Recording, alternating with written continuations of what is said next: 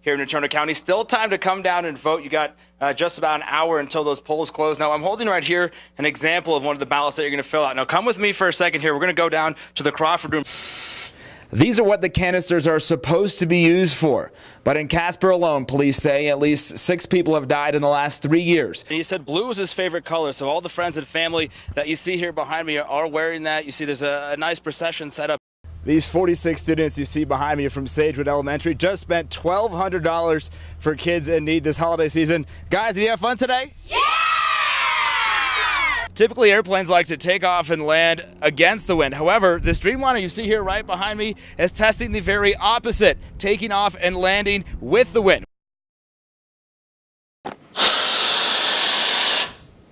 That's what's going into people's bodies. What you're seeing is nothing short of disturbing. This is how I sound on air duster. YouTube videos of what's known as huffing air duster. The 2-minute high typically begins by passing out. He broke my duster again. Oh, he's gonna fall, he's gonna fall, oh, he's gonna fall. Followed by what's being described as a euphoric state. Still falling out. Oh my God. A headache, and then sober. Have your hand. Oh, nope, you did it. Good job. Good job. Only to do it all over again. All right. These are what the canisters are supposed to be used for. But in Casper alone, police say at least 6 people have died in the last 3 years after the driver had just huffed and passed out, leaving the car in the hands of physics. You'll remember this crash into the Wyoming Medical Center in September. Casper police say the 17-year-old driver had just passed out after huffing. Her car slammed into a concrete block, killing both passengers. Frozen. Officer Jones says it's teens to early 20s that usually abuse the inhalant. There are clear signs at the scene of an accident when an air duster-induced driver was at fault. The vehicle didn't suddenly swerve off the road, it just kind of drifted off and hit something. There's no explanation generally for the collision other than somebody applying this particular product and passing out and hitting something. Perhaps even most disturbing is where young abusers are using. For some reason, every client I've had has abused air duster in a car. I don't know why. You would be troubled not to ask yourself, would you want this person behind the wheel? Thank God she ain't driving. In Casper, Andrew Lofholm, K2 News. Charlie Putnam says it was about 3 or 3:30 in the afternoon Sunday on his Natrona County ranch when he found himself between an ATV and a hard place. Definitely turned the four-wheeler over, and it came to a rest on my back. I was face down. Charlie could barely move. His wife called 911 after he didn't come home.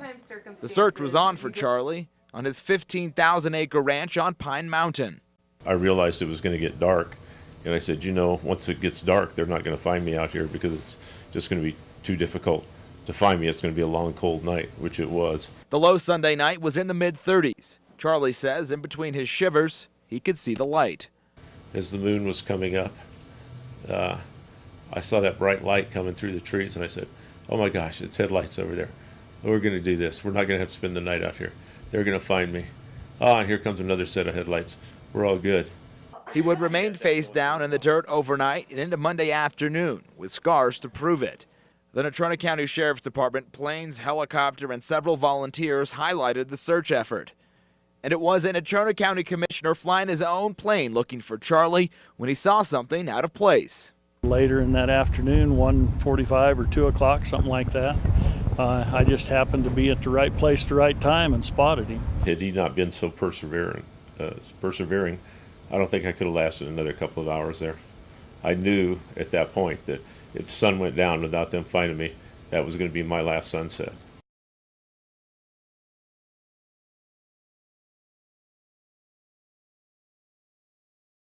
In the world is Dr. Taylor Haynes is nowhere to be found after announcing his write-in candidacy earlier this week. The story even made our local paper with quotes directly from his campaign page. So, looking for comment from the urologist, our investigative team went in search of him. Thank you for calling the Taylor Haynes for Governor campaign headquarters. If you know where the honorable doctor is, have him give me a call. Strike one. Next, we called his party's headquarters. I was looking if you guys had some good contact information for Taylor Haynes. Even during the campaign, we never had anybody that definitively called us ever and said, I'm so-and-so, and I'm the campaign manager. Strike two. So we tried what we thought was his own doctor's office number.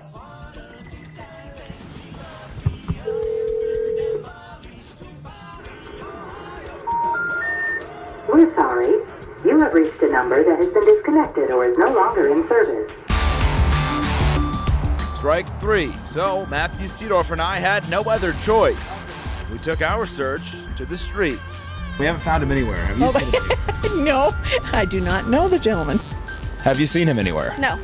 Charlie T, have you seen Taylor Haynes recently? I haven't seen Taylor Haynes recently. We're not going to be able to help you with that. If you see him, tell him to give us a call, will you? Okay. K2? Okay. K2, yeah. All right, desperate times have called for desperate measures. We're going to do what I didn't think we'd have to do. We're going to have to add him on Facebook. But here at K2, we can only access Facebook on a limited amount of computers. Don't ask. So we're going to go right here, and we're going to find him on Facebook, and we are going to add him. Here he is. Hopefully this isn't a fake account. We have just added Taylor Haynes as a friend. So let's see if he gets back to us. Well, he still hasn't accepted my friend request, but it looks like we found our Waldo. Listen to who gave me a call back finally.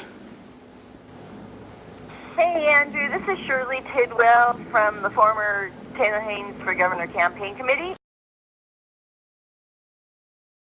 And we'll at least have some normalcy as John Schraber will be back delivering a forecast that you're going to want to bring home to the parents. So for all that more, make sure you come home to the three of us Monday morning. We'll see you then.